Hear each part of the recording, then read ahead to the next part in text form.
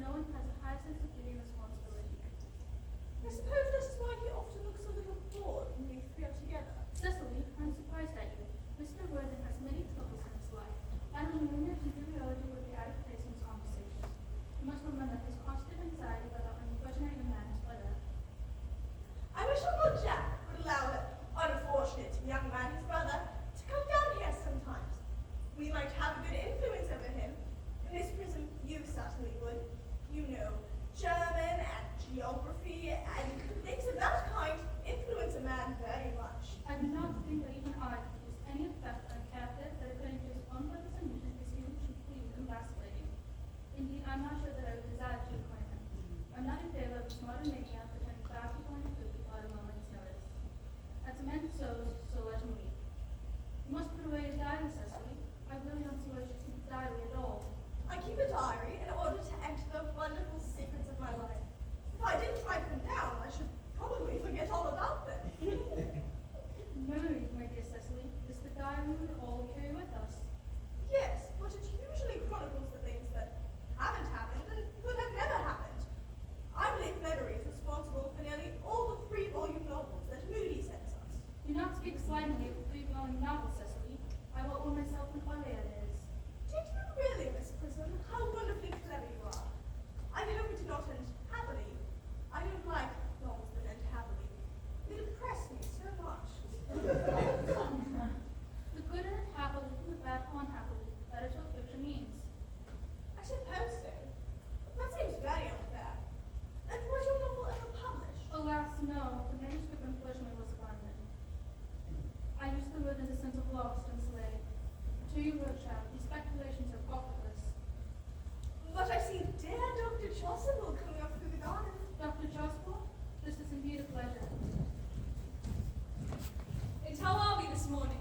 Miss Prism, you are, I trust, well? Miss Prism had just been complaining about her slight headache. I think it would do her so much good to have a short stroll with you in the park, Dr. Chasuble. Cecily, I have not mentioned anything about a headache. No, dear Miss Prism, I know that. But I felt instinctively that you had a headache. Indeed, I was thinking about that, but not about my German lesson when the rector came in. I hope, Cecily, you are not inattentive. Oh, I'm afraid I am. That is strange. Were I fortunate enough to be Miss Prism's pupil, I would hang upon her lips. I spoke metaphorically. My metaphor was drawn from the bees. Mr. Vernon, I suppose, has not returned from town yet? We do not expect him from Monday afternoon. Ah, yes. He usually likes to spend his Sundays in London. He is not one of those whose sole aim is enjoyment, as by all accounts that unfortunate young man his brother seems to be. But I must not disturb Egeria and her people any longer. Egeria? Her name is Letitia, Doctor. A classical allusion, merely, drawn from the pagan authors. I shall see you both, no doubt, at evensong. I think it is after.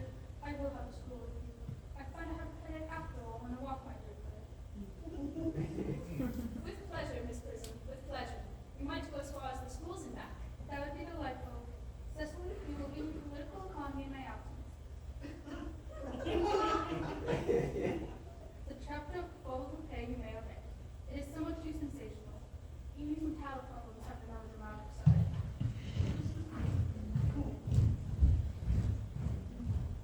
Horrid political economy, horrid geography, and horrid, horrid German. Mr. Ernest Worthing has just driven over from the station. He has brought his luggage with him. Mr. Ernest Worthing, B4, Owen. Uncle Jack's brother. Did you tell him Uncle Jack was in town? Yes, miss. He seemed very much disappointed. I mentioned that you and Miss Prism were in the garden. He was anxious to speak to you privately for a moment. Ask Mr. Ernest Worthing to come here. I suppose you'd better talk to the housekeeper about a ring. Yes, miss. I've never met any really wicked people before. I'm very afraid. I'm afraid you look just like everyone else. He does.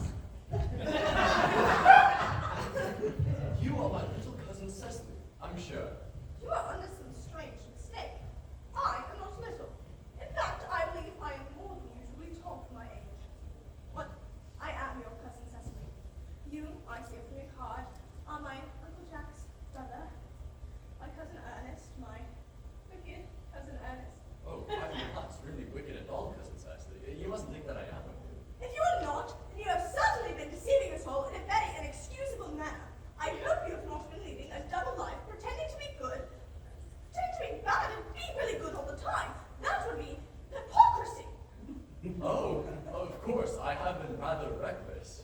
I'm glad to hear it.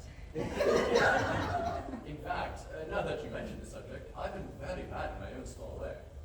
I don't think you should be so proud of that, though I'm sure that must have been very pleasant. It's much pleasanter being here with you. I can't understand you in here at all. Uncle Jack won't be back till Monday afternoon. That is a great disappointment. I'm obliged to go by the first train on Monday morning. I have a business appointment that I'm anxious to miss. Is it anywhere but in London? No, the appointment is in London. Well, I know, of course, how important it is not to keep a business engagement if one wants to retain any sense of the beauty of life. But still, I think you had better wait till Uncle Jack arrives. I know he wants to speak to you about your immigrating. About what? Your immigrating. He has gone up to buy your outfit. I certainly wouldn't let Jack buy my outfit. He has no taste in neckties at all. I don't think you require neckties. Uncle Jack is sending you to Australia. Australia? I say to die.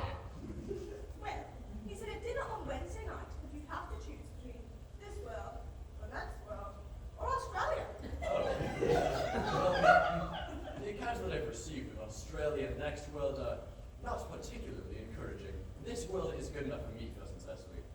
Yes, but you do better for it. I'm afraid I'm not that. That is why I want you to reform me. You might make that your mission, if you don't mind, Cousin Cecily. I'm afraid I've not time this afternoon. Well, would you mind my reforming myself this afternoon? It is rather quixotic of you, but I think you should try. I will. I feel better already. You were looking a little worse. That's because I'm hungry.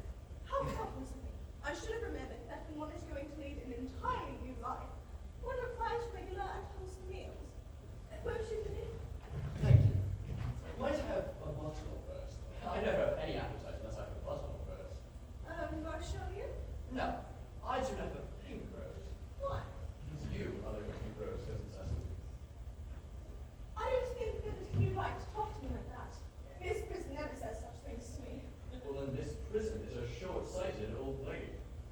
You're the prettiest girl I ever saw. Miss Prison says that all good looks are a snare. They are a snare that every sensible man would like to be caught in. I don't think I should like to catch a sensible man. Shouldn't know what to talk to him about. You are much too lonely, Oswald. You should get married. Mrs. Thorpe I can understand. A woman would never. Believe me, I do not deserve some eulogistic of phrase. The precept as well as the practice of the primitive church was distinctly against matrimony.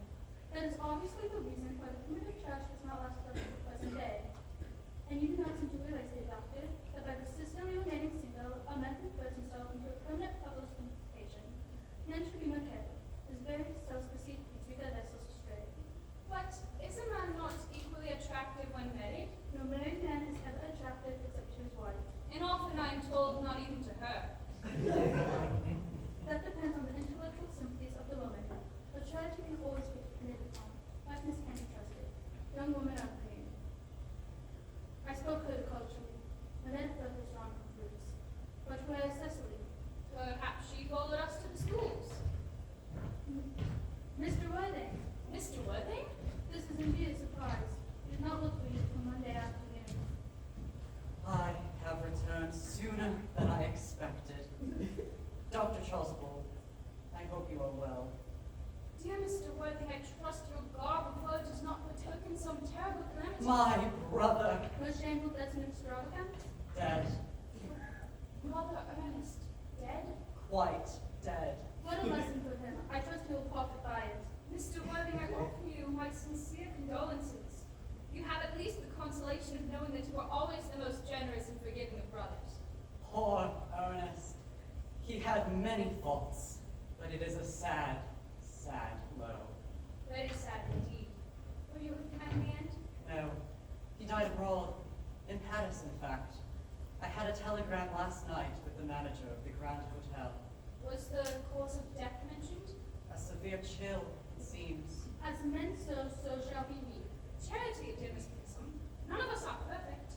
I myself am peculiarly susceptible to dogs. Will the interment take place here? No, he seems to have expressed a desire to be buried in Paris. In Paris? I fear that hardly points to any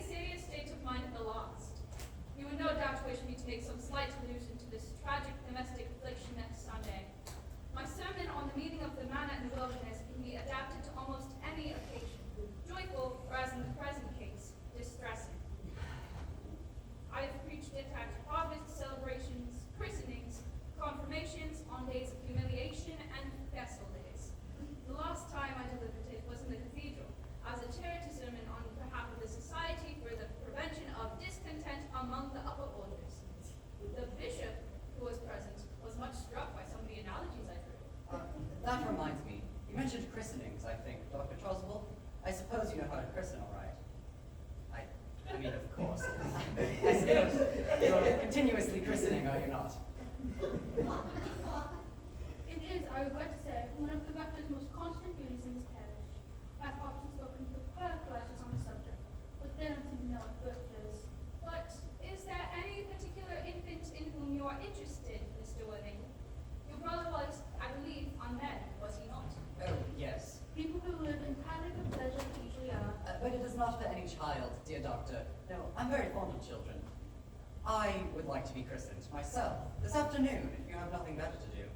But surely, Mr. Worthing, you have been christened already. I don't remember anything about it. But have you any grave doubts on the subject? I certainly intend to have. Of course, I don't know if the thing would bother you in any way, or if you think I'm a little too old now. Not at all. The sprinkling and indeed the immersion of an adult is a perfectly canonical practice. Immersion. You need have no apprehensions. Sprinkling is all that is necessary, or indeed I think advisable. Our weather is so changeable. At what hour would you wish the ceremony performed? Oh, I might trot around about 5, if that would suit you. Perfectly, perfectly. In fact, I have 2 similar ceremonies to perform at that time. A case of twins that occurred recently on one of the outlying cottages on your own estate. Paul Jenkins the Carter, a most hard-working man. Oh, I don't see much fun in being christened along with other babies. It would be childish. Would 5:30 do? Admirably, admirably. And now, Mr. Worthing, I will not intrude any longer into a house of sorrow. I would merely beg you not to be too much bowed down with grief. What seems to us bitter trials are often blessings in disguise. This seems to me a blessing of an extremely obvious kind. Uncle Jack, oh, I'm pleased to see you back. What horrid clothes you've got on. Do go and change them. Cecily, my child, my child. What is the matter, Uncle Jack? You look happy. Look as if you had toothache. And I've got such a surprise for you. Who do you think is in the dining room? Your brother. Who? Your brother Ernest. He arrived about half an hour ago. What nonsense! I haven't got a brother. Say that. However badly he may have behaved in the past, he is still your brother. I will go fetch him for you. And you will shake his hand, won't you, Uncle Jack? These are very joyful tidings. After we've all been resigned to his loss, his sudden return is peculiarly distressing. My brother is in the dining room. I don't know what it all means. I think that's perfectly absurd. Good heavens. Brother John, I've come down from town to tell you that I'm very sorry for the trouble I've given you. That's, I intend to lead a better life in the future.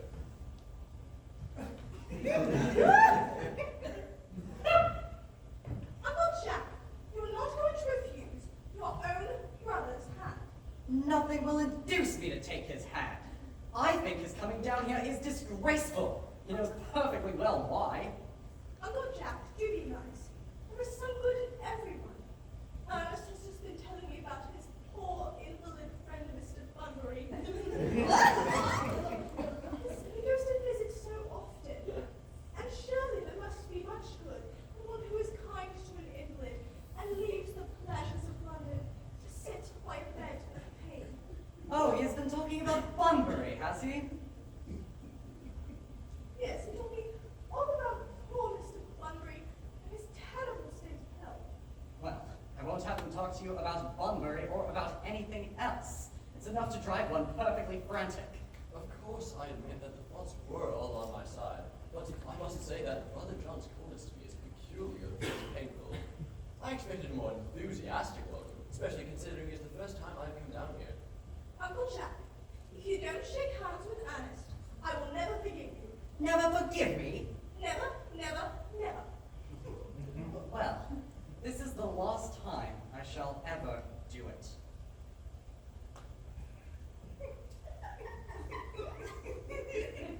It's pleasant, is it not, to see so perfect a reconciliation? I think we might leave the 2 brothers together. Cecily, you'll come with us.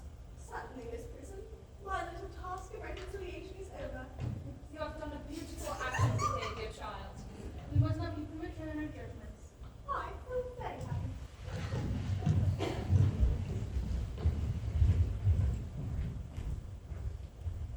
You young scoundrel! scoundrel, Algie! You have to get out of this place as soon as possible! I don't allow any bunburying here. I have put Mr. Worthing's things in the room next to yours, sir. I suppose that is all right? What? Mr. Earnest's luggage, sir? I've unpacked it and put it in the room next to yours. His luggage? Yes, sir. 3 portmanteaus, a dressing case, 2 hat boxes, and a large luncheon basket. I am afraid I can't take more than a week this time. Merlin? Order the dog cart at once. Mr. Earnest has suddenly been called back to town. Yes, sir. What a fearful liar you are, Jack. I have not been called back to town at all. Yes, you have. I haven't heard anyone call me. Your duty as a gentleman calls you back. My duty as a gentleman has never interfered with my pleasures in the smallest degree. I cannot quite understand that. Well, Cecily is a darling. You are not to talk of Miss Cardew like that. I don't like it. Well, I don't like your clothes. You look perfectly ridiculous in them. Why on earth don't you go up and change? It is perfectly childish to be in deep mourning for a man who is actually staying with you for a whole week at your house as a guest. I call it grotesque. You are certainly not staying with me for a whole week as a guest or as anything else. You have to leave. By the 4:05 train. I certainly won't leave you so long as you are in mourning. It would be most unfriendly. If I were in mourning, you would stay with me, I suppose. I should think it most unkind if you didn't. Well, will you go if I change my clothes? Yes, if you are not too long.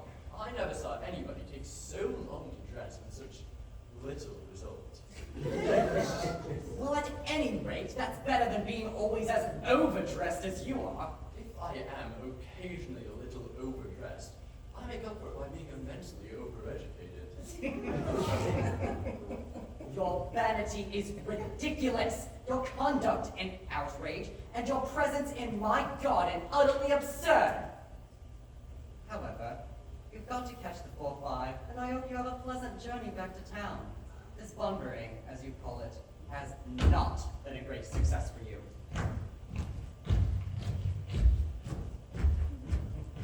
I think it has been a great success. I'm in love with Cecily, and that is everything. But I must see her before I go and make arrangements for another Bunbury. Ah, there she is. Oh, and then I came back to water the roses. I thought you were with Uncle Jack. He's gone to order the dog cart for me. How is he going to take you for a drive? He's going to send me away. We've got to part. I'm afraid so. It's very painful parting.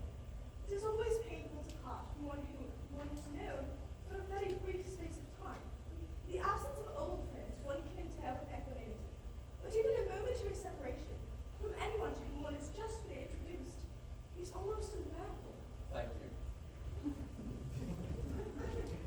The dog cart is at the door, sir. It can wait, Marilyn, for 5 minutes. Yes, miss. I hope, Cecily, that I shall not offend you if I state, quite frankly and openly, that you seem to me to be in every way the visible personification of absolute perfection. I think your frankness does you great credit, Ernest.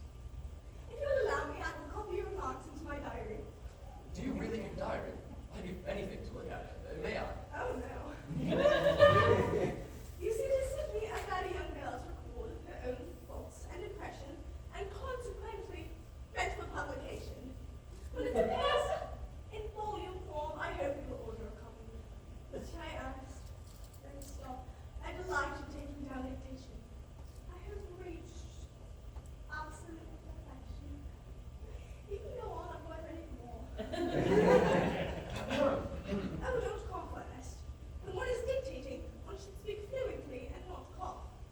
Besides, I don't know how to spell a cough.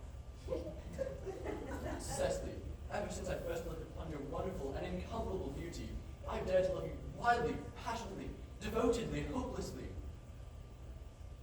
I don't think you should tell me that you love me wildly, passionately, devotedly, hopelessly. Hopelessly doesn't make much sense, does it? Cecily, The dog cart is waiting, sir. tell her to come round next week, at the same hour. Yes, sir. Uncle Jack would be very much annoyed if he knew you were staying on until next week.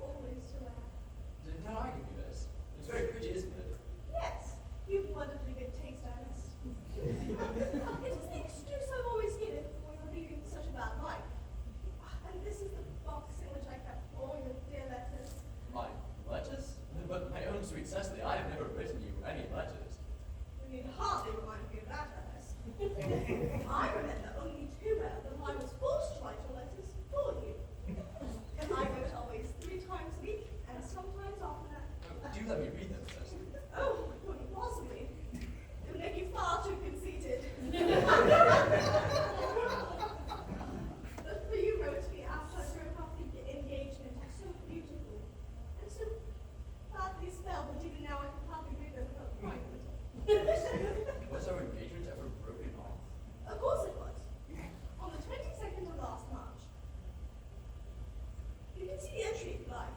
Today, I broke off my engagement with Ernest. I feel it's better to do so. The weather continues charming. Why on earth did you break it off? What had I done? I had done nothing at all, Cecily. I'm very much hurt indeed to hear you broke it off, particularly when the weather was so charming.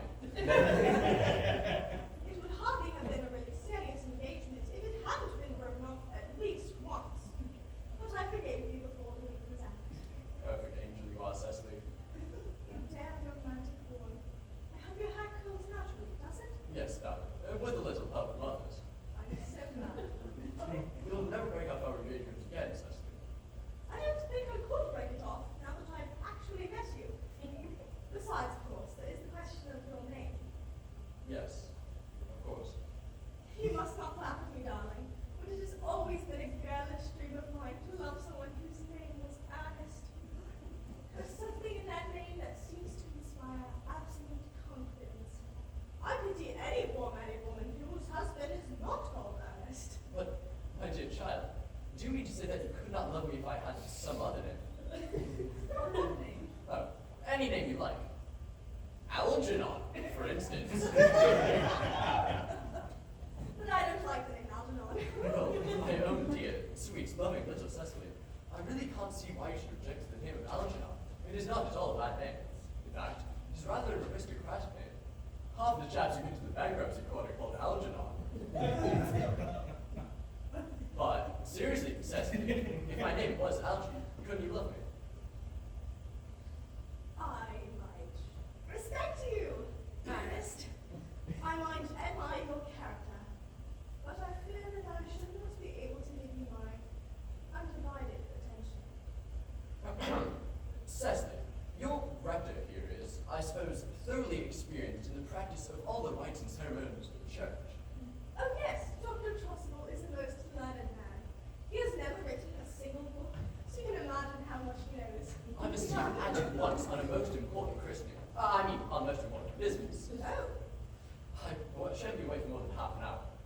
considering that we have only been engaged since February 14th, and that I only met you today for the first time, I should think it rather hard if you would leave me for so long a period as half an hour. Couldn't you make it 20 minutes? I'll be back in no time.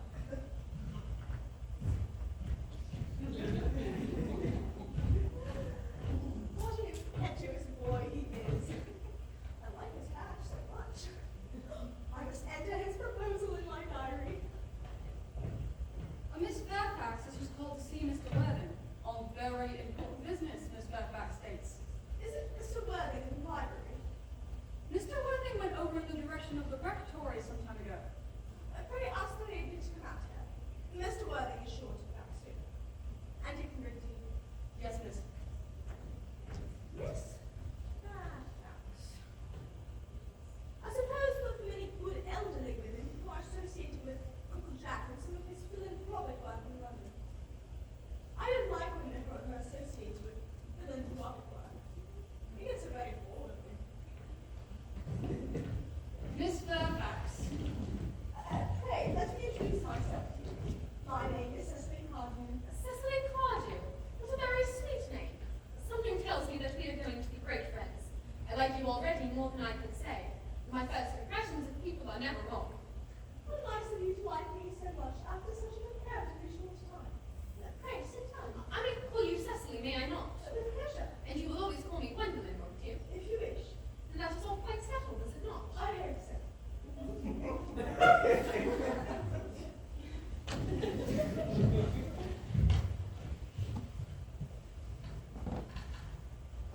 Perhaps this might be a favourable opportunity for my mentioning who I am. My father is Lord Broughton. You have never heard of Papa, I suppose. I don't think so. Outside the family circle, Papa, I am glad to say, is entirely unknown. I think this is quite as it should be. The home seems to me to be the proper sphere for the man. And certainly once a man begins to neglect his domestic duties, he becomes painfully effeminate, does he not? And I don't like that. It makes men so very attractive. Cecily, Mamma, whose views on education are remarkably straight,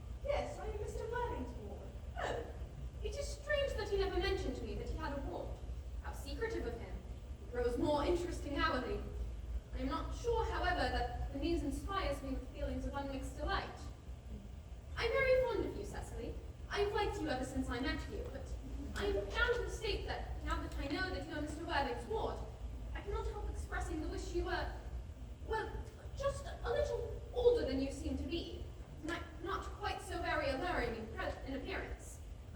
In fact, if I may speak candidly, Pray do. I think whenever one has anything unpleasant to say, one should always speak quite candidly. well, to speak with perfect candor, Cecily, I wish that you were fully 42 and more than usually plain for your age. Ernest has a strong, upright nature. He is the very soul of trust and honor. A disloyalty would be as impossible for him as deception, but even men of the noblest possible character are extremely susceptible to the influence of the physical charms of others. Modern, no less than ancient history supplies us with many most painful examples of what I refer to. If it were not so, indeed, history would be quite unreadable. I beg your pardon, my lady. Did you say Ernest? Yes. Oh, but it is not Mr. Ernest Worthing who is my guardian. It is his brother, his older brother. Ernest never mentioned to me that he had a brother.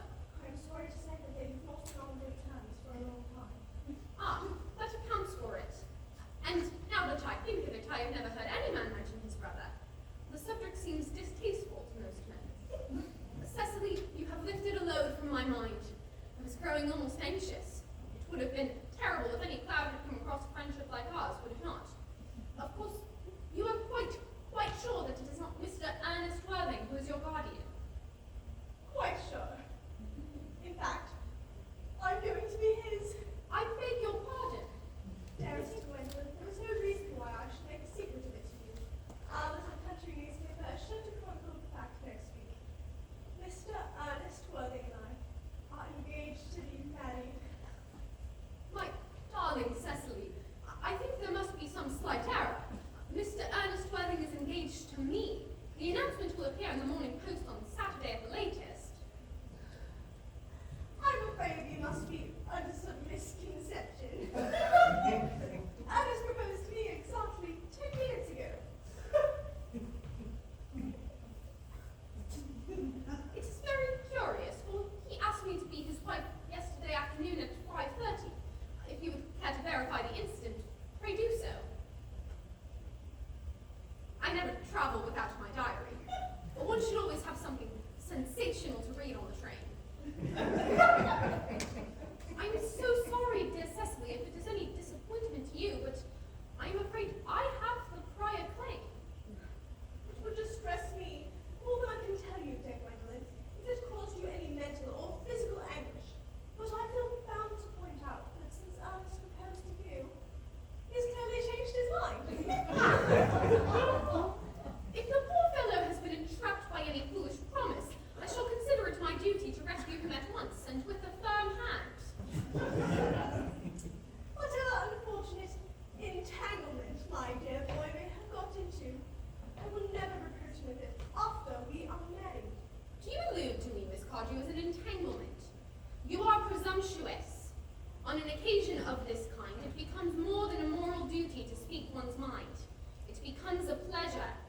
Do you suggest, Miss Fairfax, that I entrapped Ernest into an engagement? How dare you? This is no time for wearing a shallow mask of manners. When I see a spade, I call it a spade. I am glad to say that I have never seen a spade. It is obvious. It is obvious that our social spheres have been widely different. Shall I lay the tea here as usual, miss? Yes, as usual.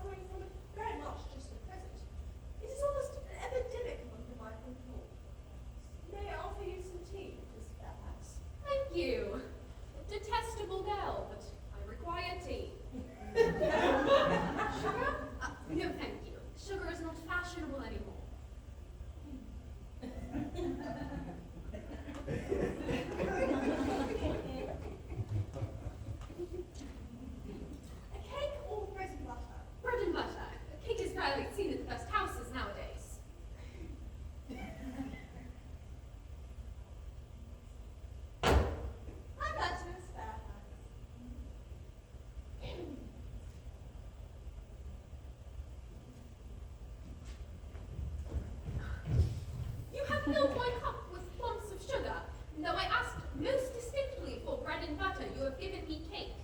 I am known for my gentleness of my disposition and the extraordinary sweetness of my nature, but I warn you, Miss Cardew, you may go too far.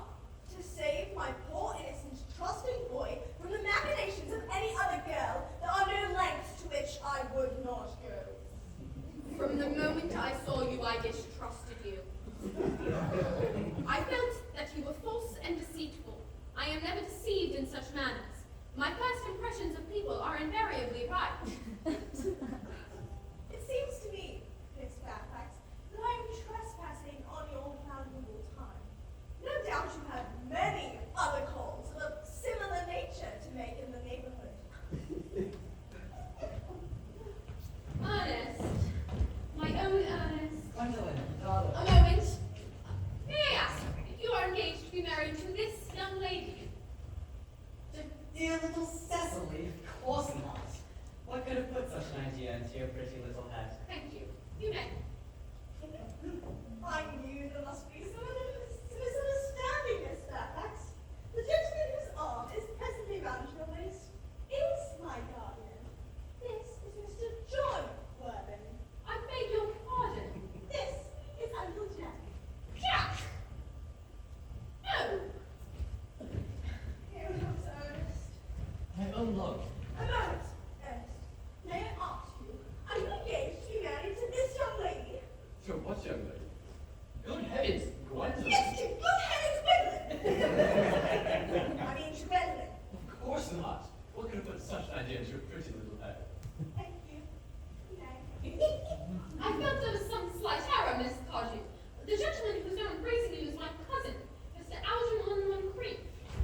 Algernon Moncrief! Oh. Are you called Algernon? Not mine. Oh.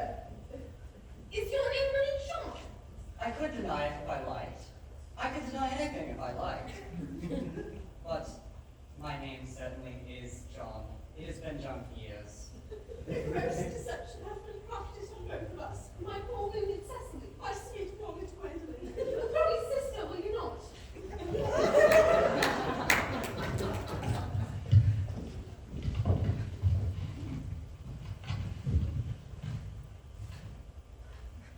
There's just one question that I will be allowed to put to my guardian. An admirable idea. Mr. Worthing, there is just one question that I would like to be permitted to put to you. Where is your brother Ernest? We are both engaged to be married to your brother Ernest, so it is a matter of some importance to us to know where your brother Ernest is at present. Gwendolyn, Cecily, it is very painful for me to be forced to speak the truth. Never in my life have I been reduced to such a painful position. And I'm quite inexperienced in doing anything of the kind. However, I will tell you quite frankly that I have no brother Ernest. I have no brother at all. I've never had a brother in my life, and I certainly have not the smallest intention of ever having one in the future. No brother at all. None. Had you never had a brother of any kind? Never. Not even of any kind. I am afraid it is quite clear, Cecily, that neither of us is engaged to be married to anyone. It is not a very pleasant position for a young girl suddenly to find herself in, is it? Let us go into the house. They will hardly venture to come after us there. No, men are so cowardly, aren't they?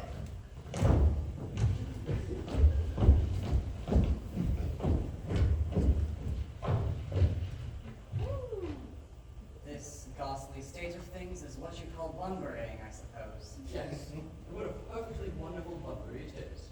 The most wonderful Bunbury I have had in my life.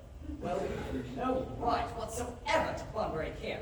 That is absurd. One has the right to Bunbury anywhere one chooses. Every serious Bunburyist knows that.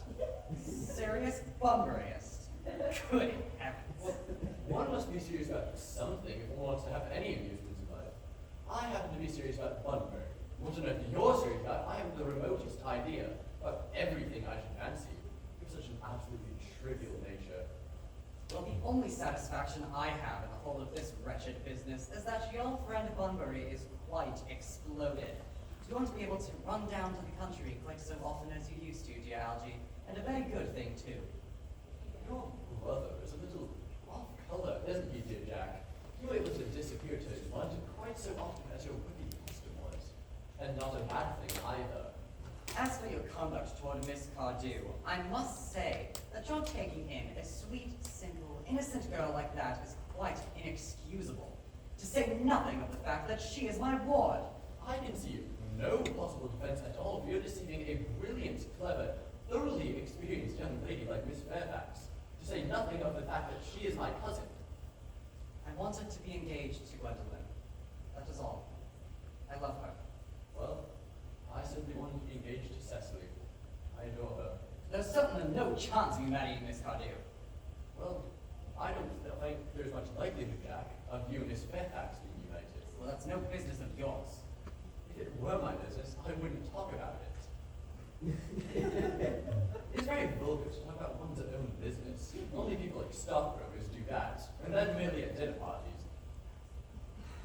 How you can sit there calmly eating muffins when we are in this horrible trouble I can't make out. You seem to me to be perfectly heartless. Well, I can't eat muffins in an agitated manner. The butter would probably get on my cups.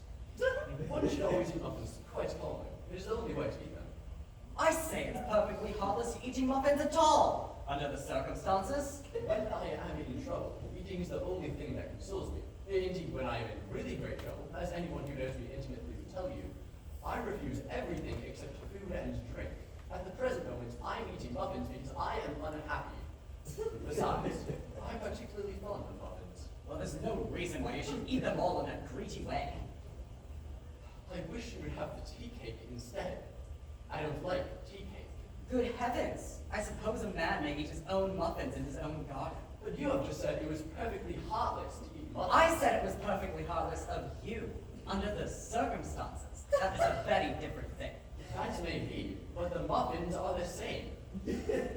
Algie, I wish to goodness you would go. You can't possibly ask me to go without having some dinner. It's absurd. I never go without my dinner. No one ever does, except vegetarians and people like that. Besides, I've just made arrangements with Dr. Choswell to be christened out at 6:45 under the name of Earnest. My dear fellow, the sooner you give up that nonsense, the better. I made arrangements this morning to be christened myself at 5:30. But I naturally will take the name of Earnest. Gwendolyn would wish it. We can't both be christened Earnest, absurd. Besides, I have a perfect right to be christened if I like. There's no evidence at all that I have been christened by anybody. I should think it extremely probable I never was, and so does Dr. Chasuble. It is entirely different in your case. You have been christened already. Yes, but I have not been christened for years. Yes, but you have been christened. That is the important thing. Quite so. So I know my constitution can stand it. If you are not quite sure about your having been christened, I must say, I think it's rather dangerous you're venturing on it now.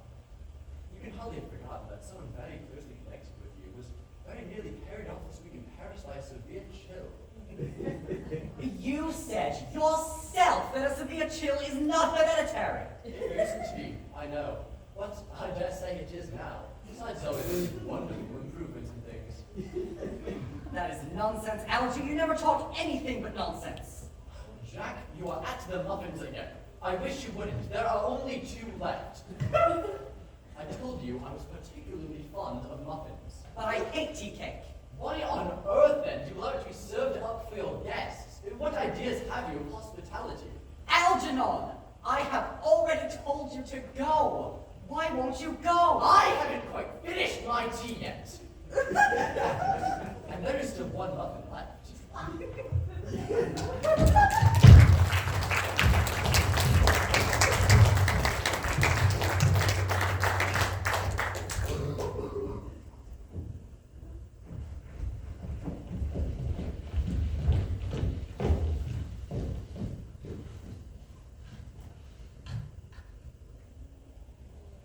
The fact that they did not follow us at once into the house, as anyone else would have done, seems to me to show that they have some sense of shame left.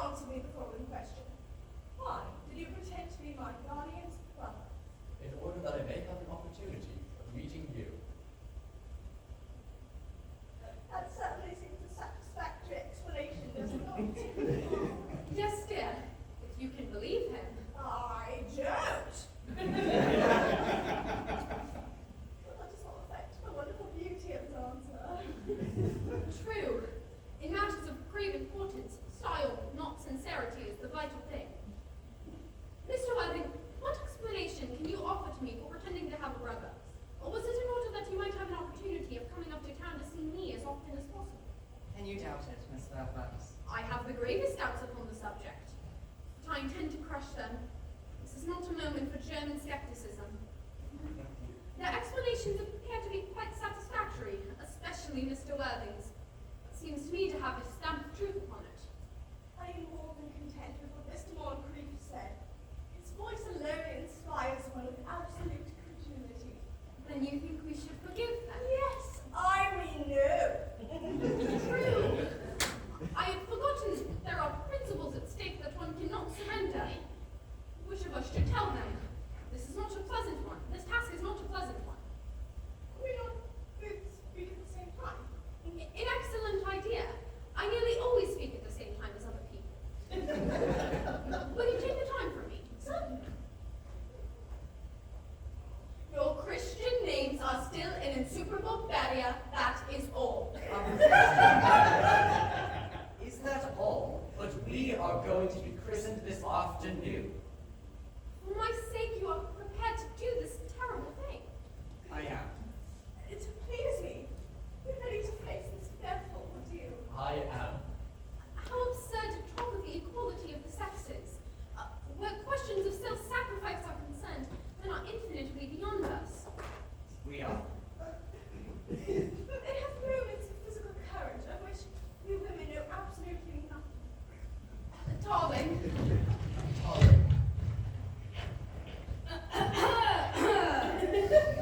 Lady Bracknell! Good heavens. Gwendolen, what does this mean? May I lay the time engaged to be married to Mr. Worthing, Mamma? Come here, sit down. Sit down immediately. Hesitation of any kind is a sign of mental decay in the young, of physical weakness in the old. Apprised, sir, by my daughter's sudden flight, by her trusty maid, whose confidence I purchased by the means of a small coin. I followed her at once by a luggage train. Her unhappy father is, I am glad to say, under the impression that she's attending a more than usually lengthy lecture by the university's extension scheme on the influence of apparent income on thought. I do not plan to undeceive him. Indeed, I have never undeceived him on the fact. I would consider it wrong, but of course you will clearly understand that all communication between yourself and my daughter must cease immediately from this moment. On this point, as indeed on all points, I am firm. I am engaged to be married to Gwendolen, Lady Bracknell. You are nothing of the kind, sir. And now as regards Algernon. Algernon! Yes, Lady Bracknell. May I ask if it is in this house that your invalid friend Mr. Bonberry resides? Oh, no. Bunbury doesn't live here. Bunbury is someone else at present. In fact, Bunbury is dead. Dead? Dead? When did Mr. Bonberry die? His death must have been extremely sudden. Oh, I killed Bunbury this afternoon. Poor Mr. Bunbury died this afternoon. What did he die of? Bunbury? She was quite exploded. Exploded! Was he a victim of a revolutionary outrage? I was not aware that Mr. Bunbury was very interested in social legislation. If so, he was well punished for his morbidity. My dear Aunt Augusta, I mean that he was found out. The doctors found out that he could not live, and that is what I mean. So he died. He seems to have had great confidence in the opinion of his physicians. I'm glad, however, that you've made up his mind at some definite course of action and acted under proper medical advice. And now that we have finally got rid of this Mr. Bonberry, may I ask, Mr. Worthing, who is that young person whose hand my nephew Algernon is now holding in what seems to me a particularly unnecessary manner? That lady is Miss Cecily Cardew, my ward. I'm engaged to be married to Cecily, Aunt Augusta. I beg your pardon. Mr. Moncrief and I are engaged to be married, Lady Bracknell. I do not know whether there is anything particularly exciting in the air of this particular part of Hertfordshire, but the number of engagements that go on seems to me considerably above the proper average that statistics have laid down for our guidance. I think some preliminary inquiry on my part would not be out of place.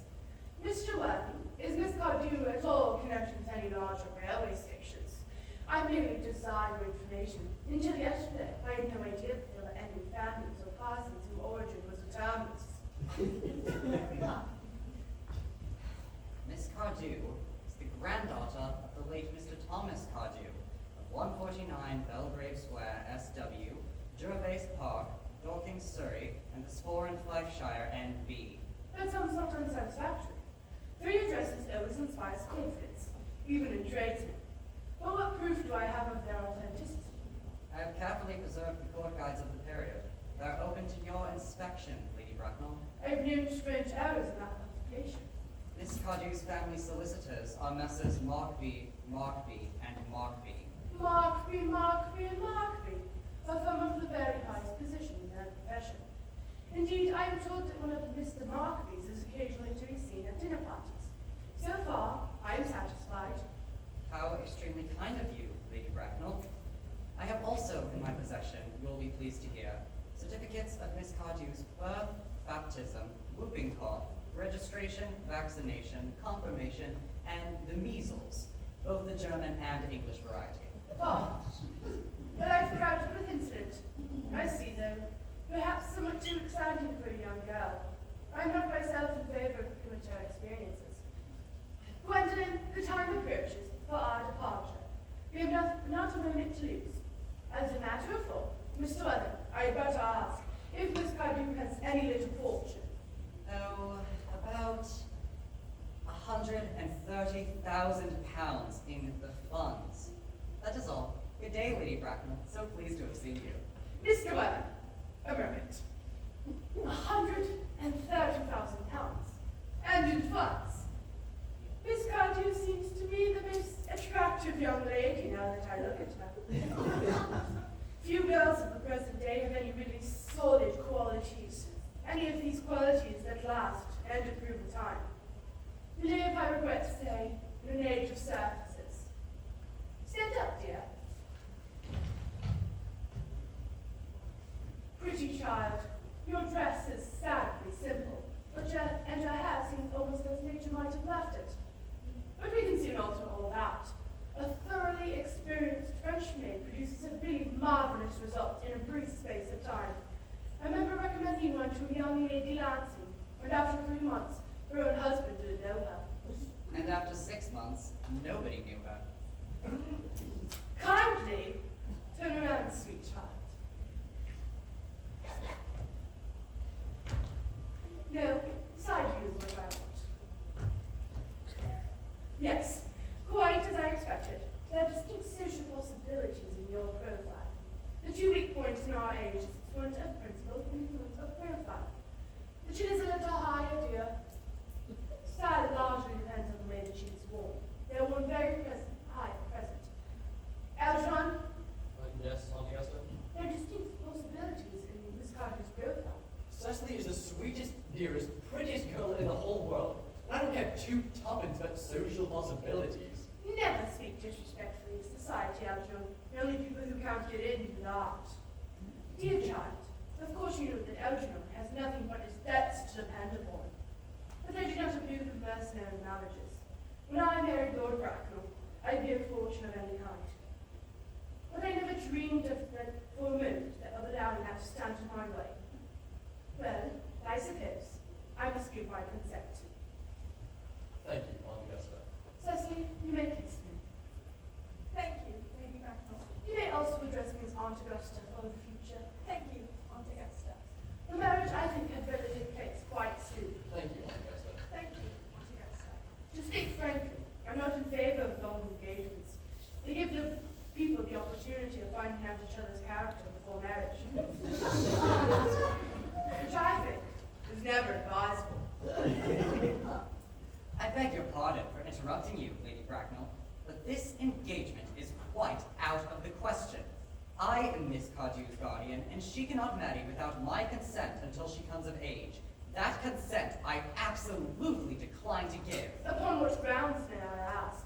Algernon is extremely, I must say ostentatiously, eligible young man. He has nothing, but looks everything. What more can one desire?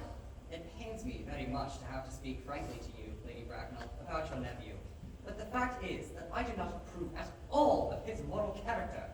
I suspect him of being untruthful. Untruthful? My nephew, Algernon. Impossible. He is an Oxonian.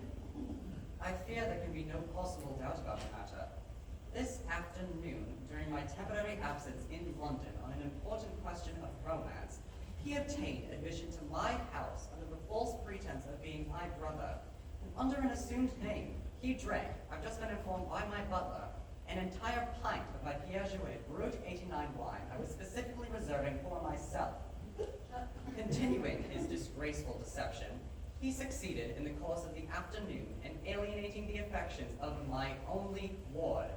He subsequently stayed for tea and devoured every single muffin. And what makes his conduct all the more harmless is that he was well aware from the first that I have no brother, that I never had a brother, and that I don't intend to have a brother, not even of any kind. I distinctly told him so myself yesterday afternoon. Mr. Wedding, after careful consideration, I decided to entirely overlook my nephew's conduct to you. That is very generous of you, Lady Bracknell. My own decision, however, is unalterable. I decline to give my consent. Cecily, sweet child, how old are you? Well, I'm really only 18, but I always admit to 20 at evening parties. You are perfectly right in making some slight alteration. Indeed, no woman should ever be quite accurate about her age. You look so calculating. 18, but a pity to 20 at dinner parties. Well, it will not be very long before you have aged and free from the restraints of tutelage. So, I don't think your guardian's consent is after all a matter of any importance. Pray excuse me, Lady Bracknell, for interrupting you again, but it is only fair to tell you that according to the terms of her grandfather's will, Miss Cardew does not come legally of age until she's 35. It does not seem to me a great objection. 35 is a very attractive age. London society is full of women of the highest birth, who have, of their free choice, remained 35 for years. Lady Donovan is an instance of point. To my own knowledge, she has been 35 ever since she arrived at the age of 40, which was many years ago. I see no reason why our dear Cecily should not be even still more attractive at the age you mentioned than she is at present. There will be a large accumulation of property. Algie, can you wait for me until I was 35? Of course I could, Cecily. You know I could. Yes, I felt it instinctively.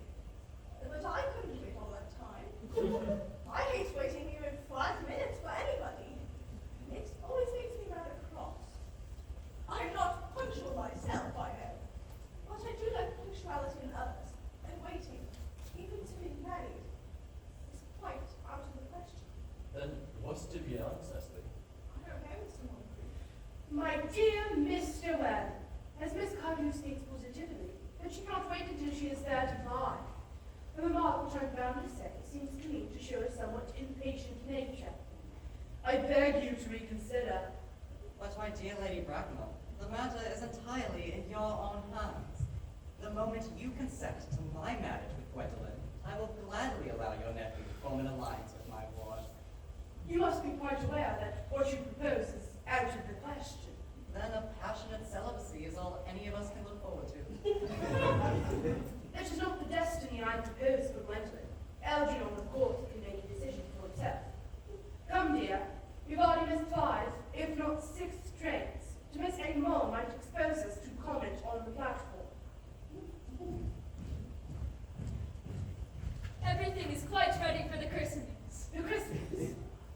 Is Matt not somewhat premature? Both of these gentlemen, Mr. Worthing and Mr. Moncrief, have expressed a desire for immediate baptism. At their age, the idea is grotesque and irreligious. Algernon, I forbid you to be baptized. When I hear of such access, Lord Bracknell would be highly displeased if he learned that was the way in which you spent your time and money. Am I to understand that there are to be no baptisms at all this afternoon? I don't think that, as things are now, it would be of much practical value to either of us, Dr. Possible. I am grieved to hear such sentiments from you, Mr. Worthing. They savor of heretical views of the Anabaptists, views that I've completely refuted in 4 of my unpublished sermons. However, as your present mood seems to be one purely secular, I will return to the church at once. Indeed, I've just been informed by the pew opener that for the last hour and a half, Miss Prism has been waiting for me in the vestry. Miss Prism, did I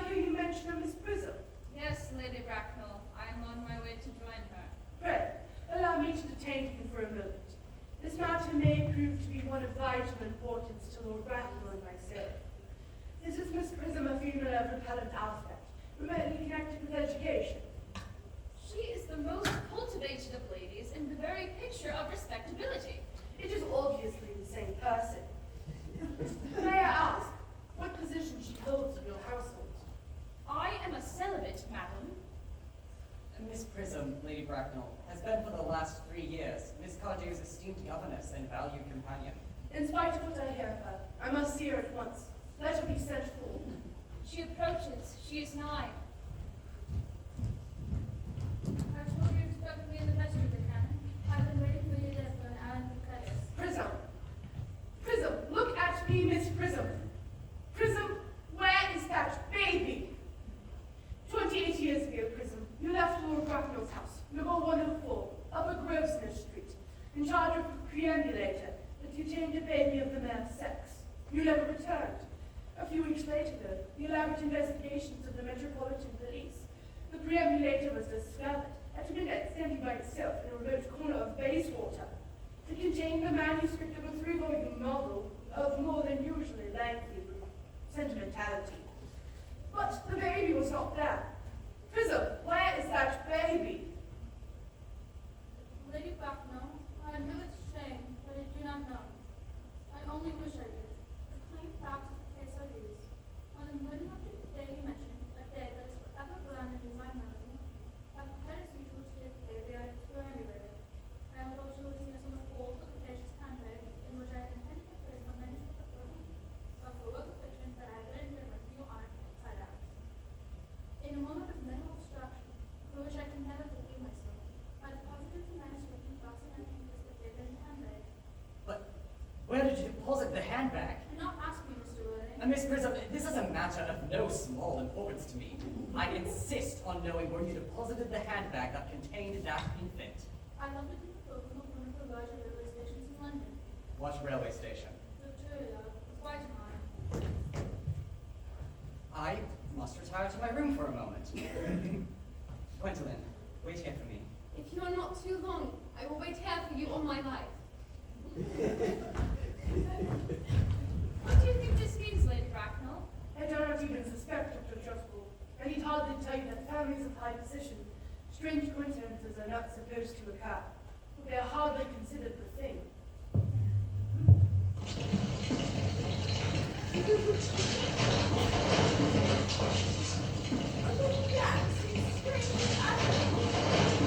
guardian has a very emotional nature. It's always extremely unpleasant. Sometimes you can have an argument, but it's like arguments of any kind. They are always vulgar and often convincing.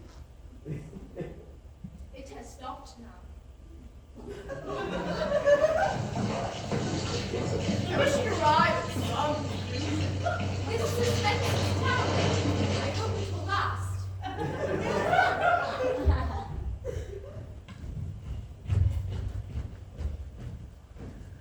Is this the handbag, Miss Prism? Examine it carefully before you speak. The happiness of more than one life depends on your answer. It seems to be mine. Yes, as the invitation to proceed through the opposite of Gaz Street, omnibus and very happy it is. This is stand on the run caused by the explosion of this beverage, an incident that could have been prevented. And here, on the lock, are my initials. I forgot that in an extravagant mood I had already placed there. The bag is undoubtedly mine. I knew I would have so unexpectedly occurred to me. It's been a great inconvenience being without it all these years. Miss Prism, more is restored to you than your handbag. I was the baby you placed in it. You? Yes, Mother! Mr. Worthing, I'm unmarried. Unmarried. I do not deny that this is a serious blow, but after all, who has the right to cast a stone against one who has suffered? Cannot repentance wipe out an act of folly? Why should there be one law for men and another for women? Mother, I forgive you! Mr. Worthing, there is some error. Lady Bracknell is a person to tell you who is really on. Lady Bracknell, I hate to seem inquisitive, but would you kindly inform me who I am? I'm afraid that the news I have to give you won't altogether please you. You are the son of my poor sister, Miss Moncrief, and consequently, Algernon's elder brother.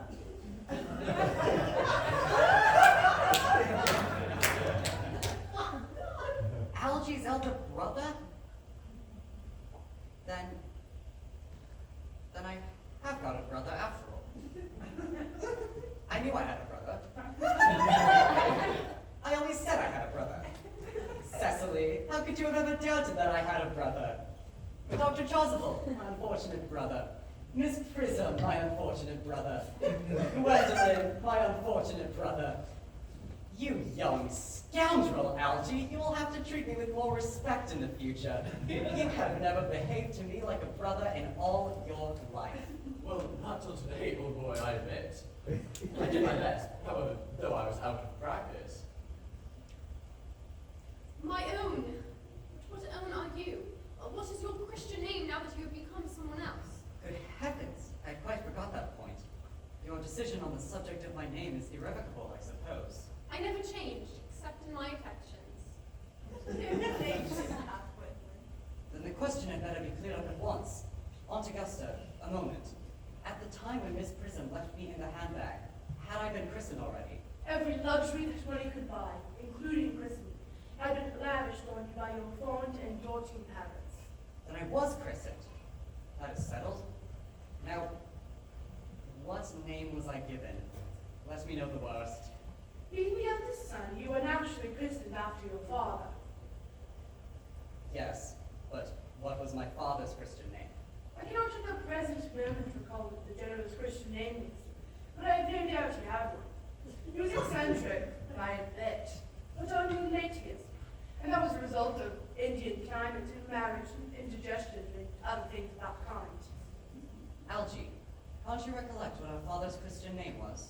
My dear boy, we were never even on speaking terms. He died before I was a year old.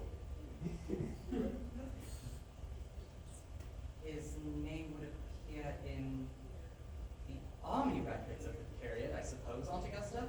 The general was essentially a man of peace, except in his domestic life, but I have no doubt that his name would appear in some military directory. The army lists of the last 40 years are here.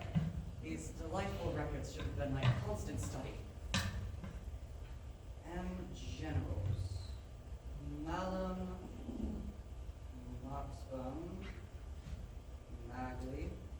What costly names they have. Malum, Markby, Migsby, Mobs. Moncrief. Lieutenant, 1840, Captain, Lieutenant Colonel, General, 1869, Christian name.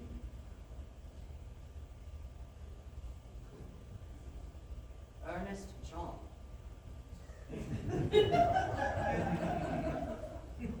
I always told you, Gwendolyn, didn't I, that my name is Earnest? Well, it is Earnest after all. I mean, naturally, it is Earnest. Yes, I remember now that the general was called Earnest.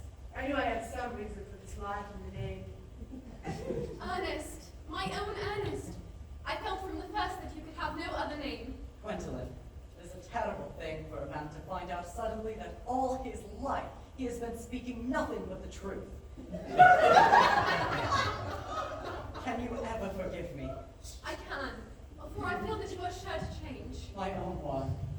Letitia! Frederick at last. Cecily, you must. Gwendolyn, at last. My nephew, you seem to be displaying signs of triviality. On the contrary, Aunt Augusta, I've now realized, for the first time in my life, the vital importance of being earnest.